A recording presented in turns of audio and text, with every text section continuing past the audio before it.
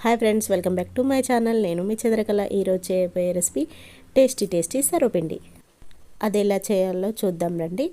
ముందుగా కొన్ని పల్లీలని కచ్చపచ్చగా దంచుకోవాలి. ఈ విధంగా దంచుకొని ఒక బౌల్లో ఈ పల్లీలని దంచిన వాటిని వేసుకొని ఇందులో కొన్ని నీళ్లు పోసి ఒక హాఫ్ అన్ అవర్ నానబెట్టుకుంటే ఇవి నానేలోపు మనము వేడి నీళ్ళు మరగబెట్టుకుందామండి. బియ్యం పిండిలో వేడి నీళ్ళు పోస్తేనే బాగుంటుంది, సర్వపిండి టేస్ట్గా ఉంటుంది. ఒక గ్లాసు బియ్యం పిండికి ఒక గ్లాస్ నీళ్లు పోసి ఈ విధంగా మరగపెట్టుకొని దాంట్లో కొంచెం పచ్చిమిరం వేసుకోవాలి. పచ్చిమిరం వేసుకొని మరిగిన నీళ్ళని ఈ బియ్యం పిండిలో కలుపుకోవాలి.